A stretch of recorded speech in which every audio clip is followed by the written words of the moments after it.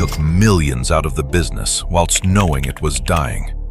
When Wilco finally collapsed, the workers got nothing, the pensioners got nothing, but the owners had already secured their fortunes and walked away.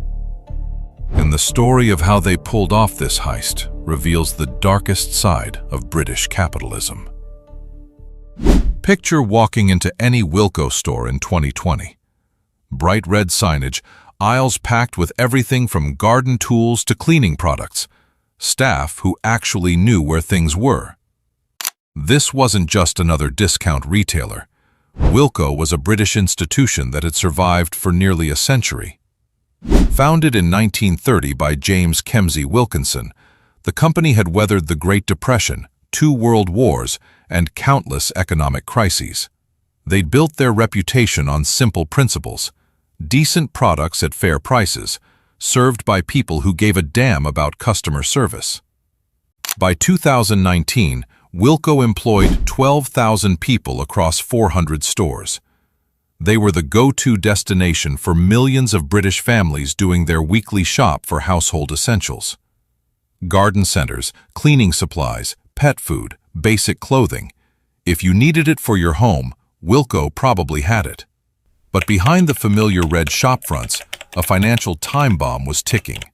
The Wilkinson family, who'd controlled the business for 3 generations, had been quietly extracting millions whilst the company's foundations crumbled beneath them. Subscribe if you believe family businesses should protect their workers, not exploit them. The warning signs had been flashing red for years. Wilco's pension scheme had developed a black hole worth £93 million. Money that should have been there to pay retired workers simply didn't exist. The company owed suppliers £70 million for goods already delivered. Cash flow was so tight they were struggling to pay basic bills. Yet throughout this financial crisis, the Wilkinson family continued taking substantial dividends and management fees. Between 2019 and 2022, they extracted over £77 million from the business, whilst knowing full well it was heading for disaster. Think about that for a moment. Whilst their employees were working for wages that barely covered rising living costs, whilst pensioners were facing the prospect of reduced retirement income, the family that owned Wilco was systematically draining the company of every available penny. But the real scandal wasn't just the money they took. It was how they structured the business to protect themselves whilst leaving everyone else exposed. The Wilkinson family had set up a complex web of companies and trusts that separated ownership from liability. The profitable parts of the business, the property portfolio, the brand name, the valuable assets, were held in separate entities controlled by the family. The risky parts, the trading company that employed all the staff and owed all the money, were left to sink or swim on their own. This isn't unusual in modern British business, but it's morally bankrupt. The family got all the benefits of ownership, whilst ordinary workers and pensioners carried all the risks. When suppliers started demanding cash up front because they didn't trust Wilco to pay, the writing was on the wall. But instead of pumping money back into the business or finding a buyer who could save jobs, the family chose a different path.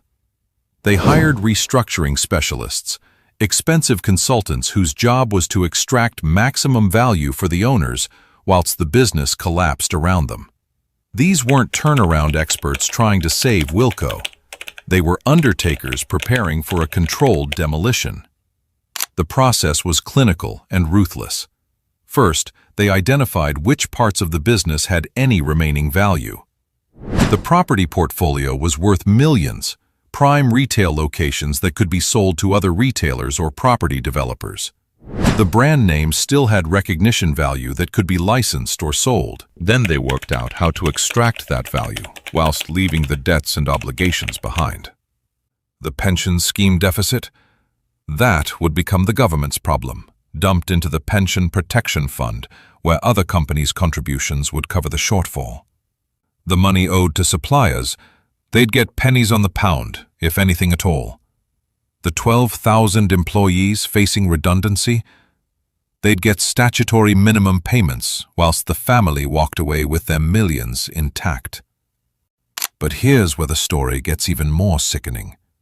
Whilst this financial engineering was taking place, Wilco's management was still asking employees to work harder, accept pay freezes, and remain loyal to a company that was about to betray them completely. Store managers were told to maintain standards and keep customers happy, whilst knowing their jobs would disappear within months. Warehouse workers were processing orders for a business that had already decided to shut down. Head office staff were developing marketing campaigns for a brand that was being prepared for sale. The human cost of this deception is devastating. Imagine being a Wilco employee with 20 years' service, thinking you're working for a stable family business that values loyalty and hard work. You've got a mortgage, kids in school, elderly parents to support. You've turned down other job opportunities because you believed in the company. Then one day, with virtually no warning, you're told the business is closing. Your job is gone. Your pension is worth less than you thought. The family you've been making rich for decades has already secured their wealth and moved on.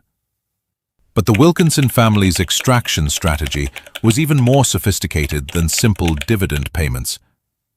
They'd been using management fees, property rentals, and service charges to move money from the trading company to their personal holdings.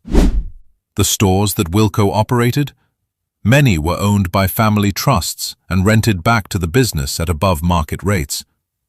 The distribution centers that handled stock? Owned by separate companies that charged hefty fees for their services. Even basic business functions like IT support and accounting were provided by family-controlled entities at premium prices. This meant that even when Wilco was struggling to make a profit from selling products to customers, money was still flowing upwards to the family through these internal arrangements. They'd turned their own business into a cash machine that enriched them regardless of whether it was actually successful. When the end finally came in August 2023, the process was swift and merciless. Wilco entered administration with debts of over £300 million. The administrators immediately began closing stores and making staff redundant whilst frantically trying to find buyers for the valuable parts of the business. The brand name was sold to the Range for a reported £5 million, a fraction of what it was worth when backed by 400 stores and 12,000 employees. Some of the better store locations were snapped up by competitors like B&M and Poundland. The rest was simply abandoned, leaving empty shells on high streets across Britain. Subscribe if you think this kind of corporate behavior should be illegal. But here's the most infuriating part of this whole saga. It was entirely legal. The Wilkinson family broke no laws. They violated no regulations. They simply used the structures and loopholes that British company law provides to extract maximum value whilst minimizing their own risk. This is how modern capitalism works in Britain. The people who own businesses get all the upside, whilst workers, pensioners, suppliers and taxpayers carry all the downside. When things go well, profits flow to shareholders. When things go badly, losses are socialized across society. The Pension Protection Fund, which picked up Wilco's £93 million pension deficit, is funded by levies on other companies' pension schemes.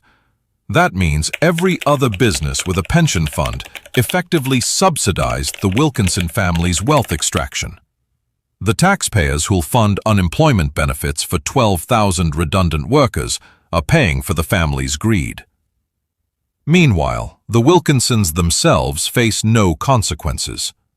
They're not liable for the pension deficit they helped create. They don't have to pay back the dividends they took whilst the business was failing. They're not responsible for the suppliers who'll never recover the money they're owed. They've walked away from the wreckage of a century-old family business with their personal wealth intact, leaving everyone else to deal with the consequences of their actions. The suppliers who trusted Wilco and delivered goods on credit have lost millions. Small businesses that relied on Wilco as a major customer have been forced to lay off their own staff or close entirely. The ripple effects of this collapse will be felt across the British economy for years. But perhaps the most tragic aspect of this story is what it represents for British business culture. Wilco was supposed to be different, a family business that cared about its employees and communities, not just profit maximization. The reality is that when the chips were down, the Wilkinson family behaved exactly like any other corporate raiders. They put their own financial interests above everything else, their workers' livelihoods, their customers' needs, their suppliers' survival, even their own family legacy. They've destroyed a business that employed thousands of people and served millions of customers, all to extract a few more millions for themselves. It's a perfect example of how the current system incentivizes short-term wealth extraction over long-term value creation. The Wilco collapse isn't just a business failure. It's a moral failure that exposes the rotten heart of British capitalism. When family businesses that are supposed to embody traditional values behave like this, what hope is there for corporate responsibility? The answer is simple. There isn't any. Until the law changes to make directors personally liable for the consequences of their decisions, until pension deficits become the responsibility of the people who created them, until wealth extraction is treated as seriously as benefit fraud, this will keep happening. The Wilkinson family got away with it because the system is designed to let them get away with it. They're not criminals. They're just the latest beneficiaries of a rigged game where ordinary people always lose and the wealthy always win. Thanks for watching. See you in the next video.